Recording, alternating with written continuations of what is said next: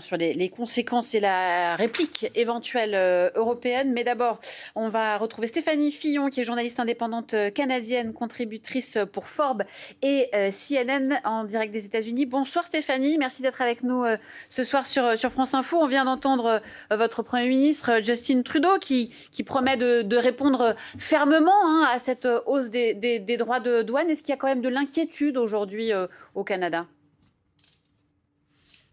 Énormément d'inquiétudes, oui. Et je vais citer peut-être le prix Nobel de l'économie, Paul Krugman, qui a dit le week-end dernier, a déclaré en fait la fin du concept de l'Amérique du Nord. Donc, c'est quand même une déclaration qui est très forte, et je pense que, même si c'est fort, ça décrit quand même un sentiment quand même qui est ressenti au Canada en ce moment. Parce que, on l'a vu dans le reportage, le Mexique a réussi d'avoir un sursis d'1 mois. Le Canada, Justin Trudeau a son appel avec Donald Trump là, dans 1 heure ou un peu plus. Et même si on réussit à trouver un accord entre le Canada et les États-Unis, bien reste qu'il y a vraiment une tâche indélébile là, qui va rester, je pense, sur la relation canado-américaine. On a vu des scènes quand même extraordinaires au Canada là, le week-end dernier, par exemple, des partisans de hockey, des partisans de basketball qui ont hué lors de l'hymne national américain. On a vu, par exemple, des magasins d'alcool retirer les produits américains. On a vu le Canada vraiment pousser ses citoyens à acheter canadien.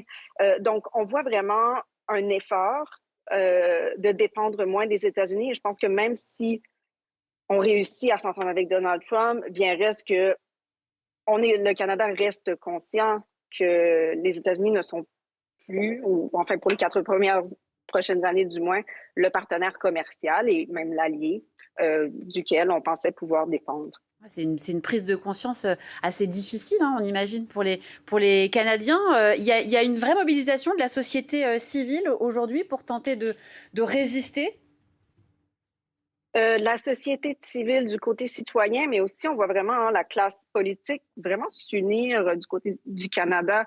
Donc, à peu près tous les partis au niveau fédéral, mais même aussi au niveau provincial. Là, il y a vraiment plusieurs décisions qui ont été prises pour mettre de la pression, mais de la pression qui est quand même ciblée du côté du Canada. Donc, on doit dire, par exemple, des pressions commerciales qui vont être déployées là, en 2 étapes, qui commencent demain, mais il y en aura d'autres dans 3 semaines. Et on a vu, par exemple, le premier ministre de l'Ontario, là, la plus grande province au Canada, qui a décidé de couper un contrat complètement avec la compagnie Starlink d'Elon Musk, qui est un contrat quand même de 100 millions de dollars. Donc, on essaie vraiment de mettre des pressions plus stratégiques, par exemple, sur les États aussi républicains, plutôt que de mettre de la pression sur tous les États aux États-Unis, pour tenter vraiment d'envoyer le message, parce que la ministre, par exemple, la ministre des Affaires étrangères du Canada, hier, le message qu'elle a envoyé, en fait, c'est le pouvoir qu'on a, en fait, c'est que ce sont les citoyens américains et que ce soit la pression qui soit mise sur Donald Trump, parce que finalement, le Canada se sent peut-être un peu impuissant par rapport aux décisions qui sont prises par Donald Trump en ce moment. Merci beaucoup Stéphanie Fillon de nous avoir